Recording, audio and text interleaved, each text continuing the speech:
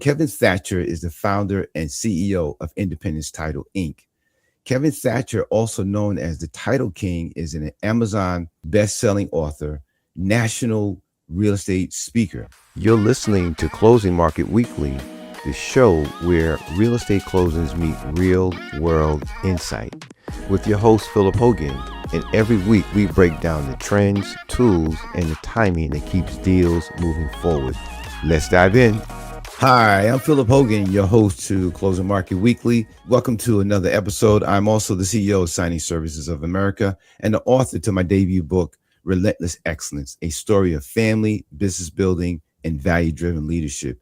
Welcome to another episode. And we have a star that is waiting to come onto the stage that is going to give us a tremendous amount of insight and information that goes on in the real estate or the settlement services industry.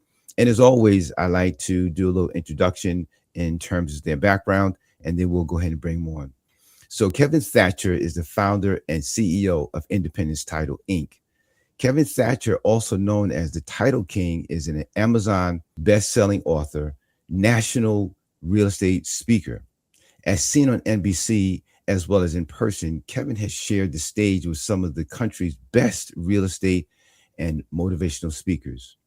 Prior to moving to Florida in 2001, Kevin grew up in Long Island, New York, where he was a firefighter and a fire safety director for the Crown Plaza Hotel in New York City.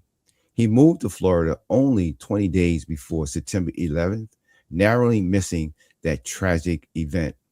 Kevin, welcome to the show. Thanks for having me. Appreciate it, and look forward to helping your audience. Fantastic. Kevin, before we get into the business of title, I have to ask, you were a firefighter in New York City. You moved to Florida 20 days before September 11th, and somehow you ended up as the Title King. At what point did you look up and say, how did I get here? Well, I don't think I ever stopped looking up, honestly, and so blessed to have built a very successful agency for over 2 decades. We actually, on July 7th of 2026, we celebrated our 23rd year with a very large party for our community. Congratulations. Thank you. And, I don't ever stop looking back because I was so blessed at what I did, and I was blessed at what I learned, and the opportunities that I took from going up from a probationary firefighter all the way up to a fire captain, and my medic experience. And, as much as I wanted to be there on 9/11, the values, the core values I took from being a person that would serve the community, and I talk about it very often in public, is the values that I've taken into the company that I've built today. And it's always client first. We have your back, and it's about serving the bigger community and the bigger purpose with people. So, I thank my blessings every day for what I learned from being there. And it's interesting how you go from a firefighter to sitting behind a desk running a multi-million-dollar business. And it's the values that I learned as being a firefighter, the leadership values, the teamwork values, the community values that transformed me into, what we've built today. Mm-hmm. So like, paying it forward, right, is that, whatever you learned in a previous chapter of your life, some of those particles could be applied to the new chapters in your life, and you blend the two to make out what you have, huh? Yeah, I mean, I've authored a couple of books. One was called Rescue Your Business, which talks about, failures in business and everything you can learn to excel forward. But, when you think about it, I get goosebumps thinking about it too.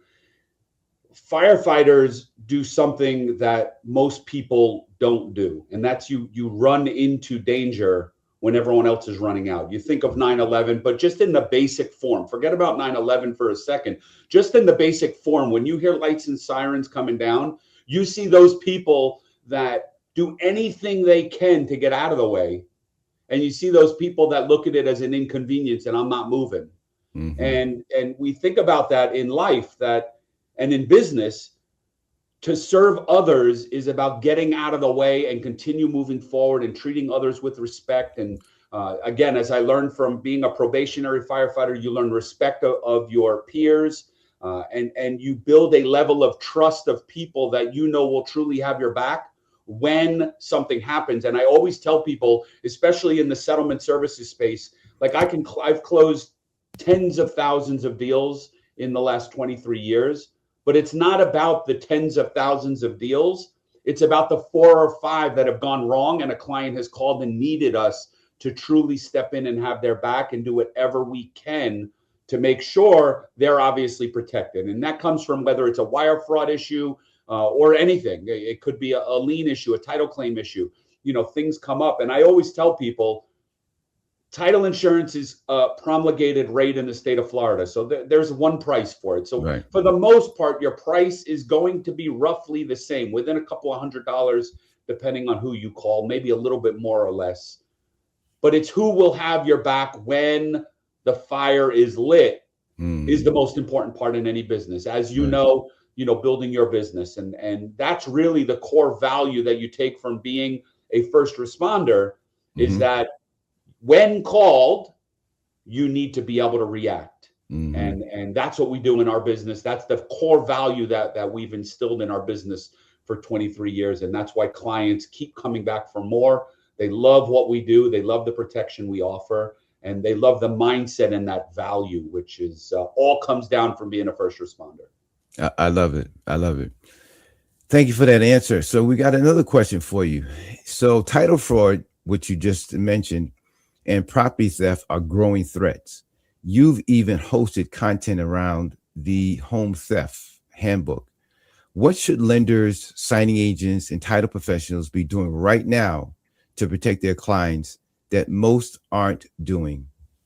Well, for number one is we've gotten too accustomed to this, the cell phone, emails. You know, the problem is we're so comfortable not communicating with our clients these days. It's giving the fraudsters the ability to hide behind email and text message and phone without ever actually meeting them in person. So the number one thing that we do is we always make sure we're getting on the phone with our clients and actually speaking with them and asking them questions, not templated questions, but actually having a heartfelt conversation with them. Maybe talk about their kids, about, the weather in the area they're at, things that a fraudster that's sitting behind a computer in another country or another state wouldn't know. And when, signings, we talk about remote online notarization signings. Those are even fraudulent sellers. They're animated signings. So again, you do the same thing. You make a client maybe get up and walk over to the window. You talk about the weather in the area they're at. Again, things they wouldn't know in order to prove that they are real. And the third thing that we have put into our business is we do skip tracing checks on sellers. If we get a little question, maybe it's a vacant lot or something, we will skip trace the phone number to make sure the person we're actually talking to connects back to that seller, because that's where the fraud happens. So, if you're meeting with someone, if I can run your phone number in a skip tracing software that we pay for to make sure that you are actually connected to that number in history, then I know I'm probably dealing with the right person.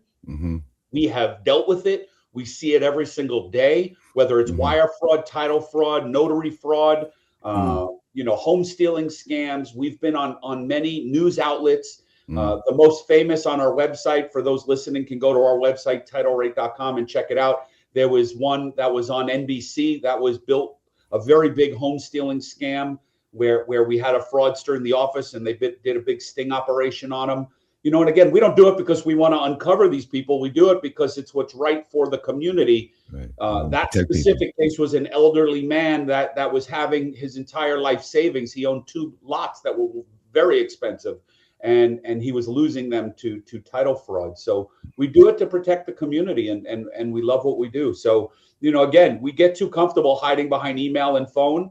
And I have to tell my entire staff as well all the time, like, sometimes you got to just go old school. Pick up the phone and talk to people. And then being in the notary business, one thing that we also do is we will only send our notary to a closing. So if we're doing a closing and the seller happens to be in New York, we require our closer to go. We will not allow them to get it signed at their bank, get it signed with their own notary and FedEx us documents back.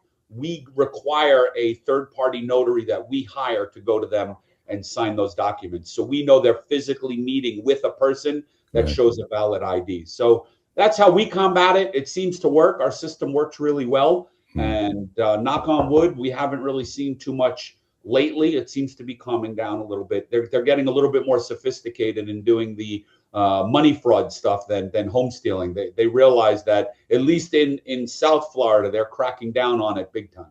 Mm-hmm. You know, I like the idea of skip tracing, and I'd like you to expound on it just a little bit.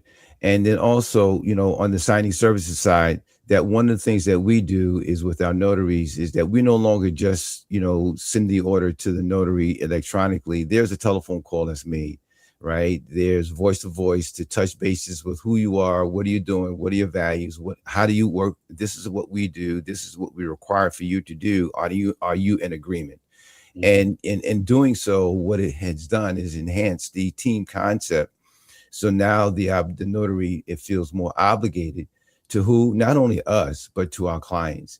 And thus the work that they produce and the outcomes of that work are much more satisfactory than they could have ever been before. And so we're just happy about that. But Kevin, talk a little bit about the skip tracing. Yeah, so we use a company called Forewarn, Forewarn, Forewarn. It's basically a mobile app, and it's a web portal that you can put in a phone number of someone, and it'll come back either with a hit or no hit. If it's no hit, it typically means that it's some type of internet phone number, Google Voice number, something that is not connected to them. If it comes back a hit, like if I put your phone number in, it's going to come up with every address you've ever lived at, every phone number you've ever had, homes you've owned, cars you drive, and it also comes up with some criminal records. You know, if you've gotten a traffic ticket or bankruptcies or foreclosures, or worse, you know, criminal stuff. So it's basically like a quick background check. A lot of landlords use it. You have to go through a process. You can't just sign up to get it. You have to go through an application process to prove why you need it. And that's how we use it. And then where we combat fraud with it. In Florida, the National Association of Realtors actually gives it to every one of their agents, because they want you to skip trace your clients to make sure, like, before you put them in the car or show them a house, you check them out. Who are they? Do they have a criminal background? So we have found sellers that way, and we have verified authenticity of sellers that way. And it's our way of just making sure we're doing a little bit more due diligence for the buyer that's buying the home, the underwriter who is underwriting it, the lender who is lending money on it. There's a lot of pieces to the puzzle, so that one extra step makes sure that that seller is who they are, because every single day, title companies hide behind email. They get seller documents via FedEx or UPS that come into the office, signed, notarized. They've never once spoken to the seller on the phone. Everything's been through email, and those sellers are fraudulent and fake. And we have learned through a lot of challenges that have happened in our business that you can open a bank account and I can send you wiring instructions. And as long as the account number matches, it'll get credited. So if I send a wire to John Doe with your account number, your bank will credit it. The name doesn't have to match, only the account number. Account numbers, so right. It's very, very scary how easy it is for them to commit fraud. And as you said in my bio, I've worked with the FBI, the state attorney, the Secret Service, and we've been very successful at uncovering these things over, the past 2 decades. Fantastic. And thank you for your service and your commitment to the industry, to making it safer for people to do business and to buy homes and to obviously transfer funds. So I've got another question. Your book, Title Insurance Tips and Secrets, were written to help consumers understand what's actually happening at the closing table. In your experience, what is the single most misunderstood thing about title insurance, and why does that misunderstanding cost people money? I mean, there are a couple. That's actually an interesting book. I wrote it back in 2009, believe it or not. So that was my first book that I authored. I've authored 13 since, and that's probably one of the most downloaded or purchased books on Amazon, because it was a thin little read talking about truly helping the consumer understand the settlement process. And in Florida, we wrote it, it's very Florida based. So we talk about promulgated rate and where people can hide fees and overcharge people. And it was really just giving the consumer a good understanding of what are standard charges in the industry, what are questions you should ask your title company, and how do you vet your title company to make sure they are actually a legitimate company. So you want to ask, are they appointed with their underwriter? Get a copy of their insurance.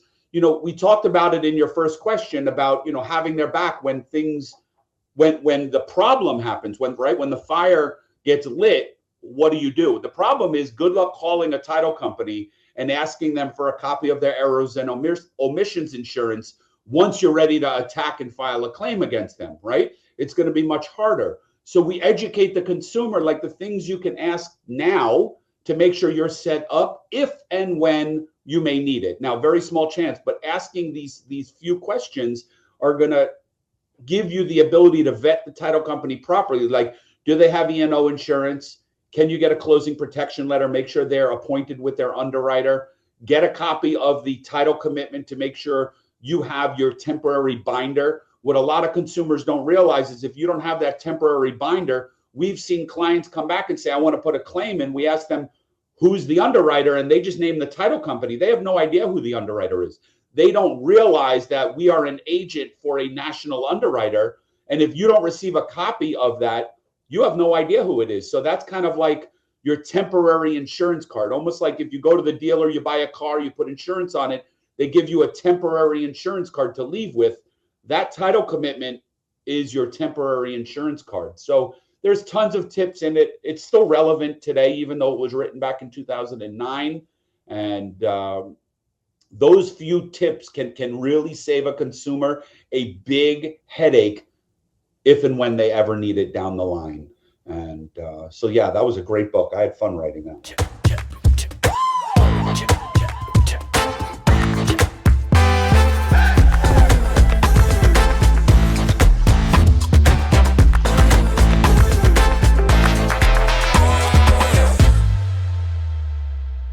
So Kevin, thank you for that. And so for my audience, you're hearing from a very successful, owner of a title company, and he's written a book, Title Insurance Tips and Secrets, right? And it's on Amazon. And so, among other reasons to go check out Kevin, that might be a book that you would like to read. It sounds like it's a very easy read, but more importantly, an important read, and particularly if you are considering buying a home or maybe buying an investment property and you would like to know what are some of the inner workings on the settlement services side. That book will be a very good suggested read that I think will answer some questions and, more importantly, prepare you for what to expect. And many homeowners that I've spoken with, Kevin, new homeowners, really, they don't know what to expect when they go to the closing.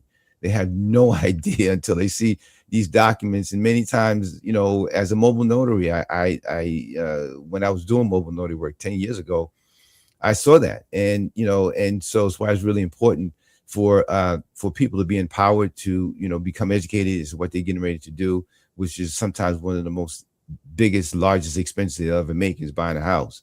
So I've got another question for you. You're doing really great. Let's see here. You shared the stage with some of the country's top real estate and motivational speakers. And real estate, you shared the stage with some of the country's top real estate and motivational speakers and have been featured on Fox News and NBC. How has building a personal brand around the Title King changed the way clients and referral partners choose Independence Title over the competition? Yeah, it's a great question. And, yes, I have been blessed and probably my number one secret in business that I share with people, no longer a secret now, but I learned it years ago. My mentor was a gentleman by the name of Bob Burg, B-U-R-G. He wrote a book called The Go-Giver. A lot of business people have read it. It's a little small red book. And it talks about principles of being a giver.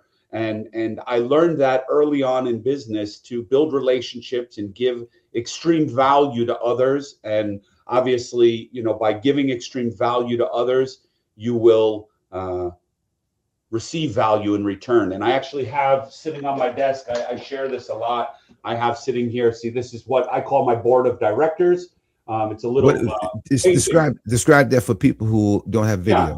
So that's a painting. It's my board of directors. So basically the board of directors concept in your business is you find those 5 or 6 people that are really close to you that you can ask for advice and you can confide in what's going on in your business. We're not talking people that can send you business. We're talking people that genuinely want to see you and your business succeed without anything to do with them. We talk about the giver's gain mentality. I just give to you 100%, and one day the gain will come back. We talk about it, you know, you see it in the religious aspect about tithing, right? You're giving to the church and you know one day blessings will come upon you. So you do the things that you are taught, but you have to do it without the expectation of receiving. And you know, I've shared the stage with some of these people. I've been next to people that have. One of my buddies wrote the Spanish course of Donald Trump University, and he would be on stage with Donald Trump speaking. So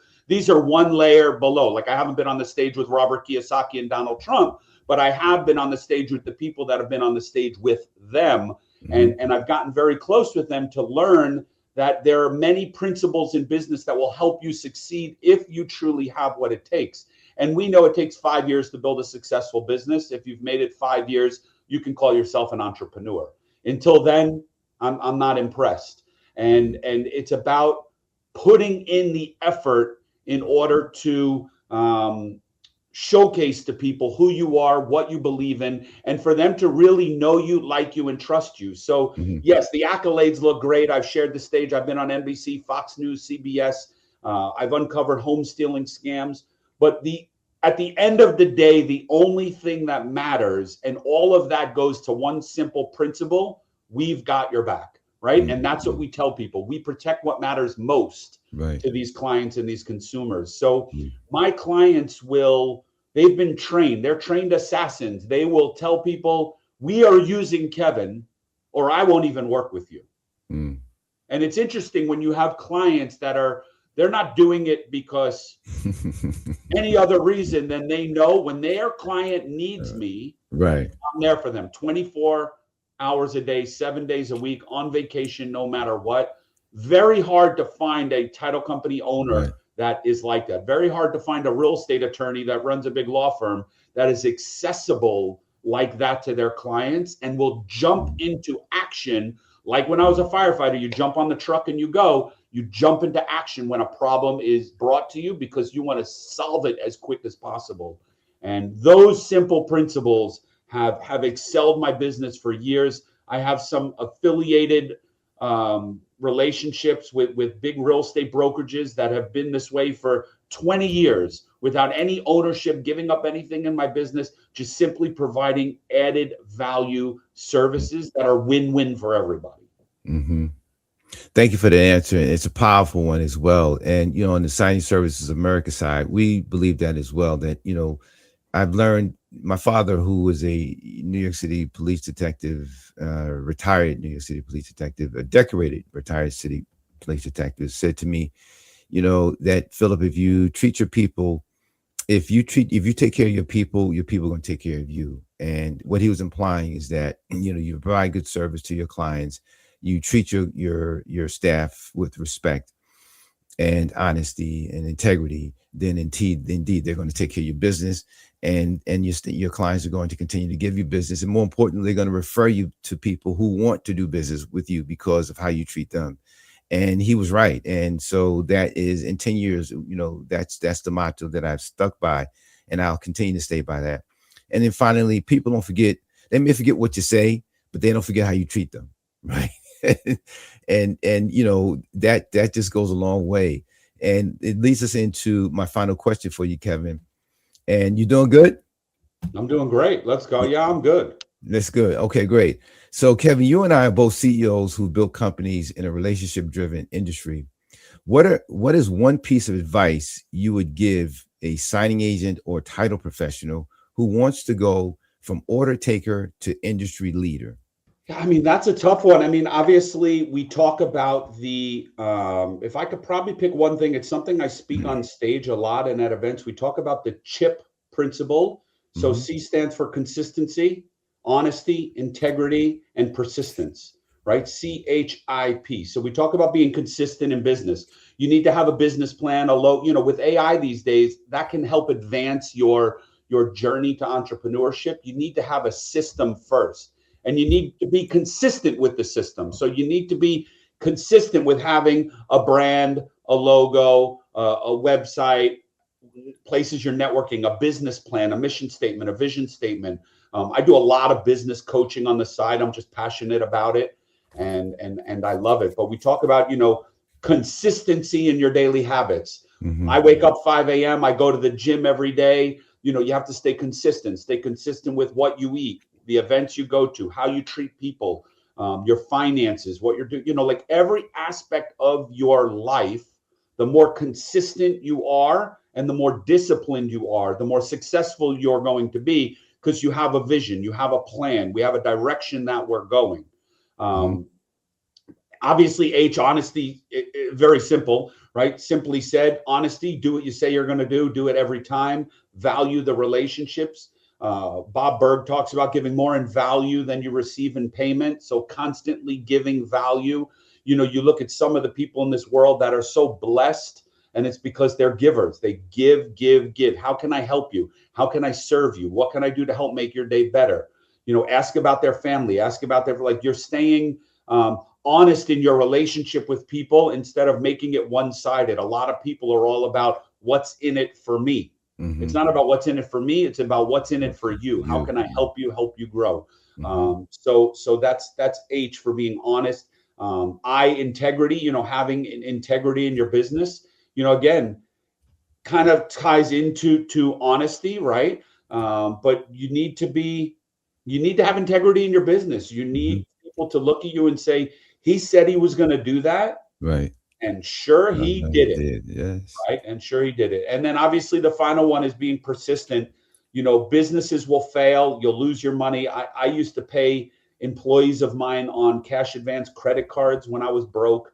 I've been through the markets. I started in 2001, and you get the peak. It was interesting because I do a lot of coaching to young entrepreneurs now. And I always tell them, I never realized when I got paid 1099 that I had to pay taxes. I didn't realize they didn't take taxes out. So imagine I'm this young kid and I'm probably making $20,000, $30,000 a month. So you do the math. Imagine you're making $20,000 a month, $240,000 a year. A lot of that has to go to taxes. I didn't realize that. I never knew what 1099 meant. I never had anyone to teach me back in 2001 what that meant. I came from a regular job where they took taxes out, and now all of a sudden I'm just getting a check and I'm thinking they're withholding taxes. I guess I never knew. So you get into a bad position really quickly, and you have to learn how to dig yourself out. So I encourage people, get a coach and be persistent in what you're doing in business. You may fail once, you may fail twice, and hopefully each time you're learning something. I tell people, hire a mentor or a coach, because it's much cheaper to pay them than to fail yourself. It's much cheaper to learn from their failures by paying them and learning what they did wrong than to do it yourself. You'll lose a lot more money. But a lot of people get cheap on buying mentors and coaches. Again, going back to the photo, I was very blessed because I had some great mentors and some great relationships with people. But if you're not that blessed to be able to have those people on your inner circle to be able to guide you, you're going to have to hire somebody and to walk you through that process. So again, I was very blessed and I had these people to help me.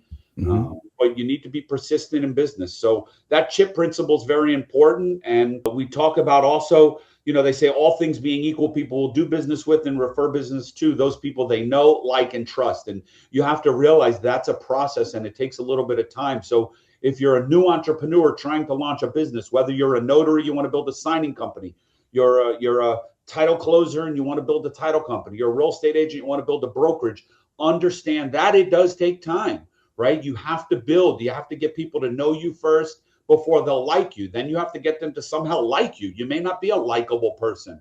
So you have to figure out, how do I get my community to like me and get involved? And then I think once you build that level of trust, that's when people will start referring you business, even when you make a mistake, because they know you will own that mistake. You have your integrity. You're consistent in what you do.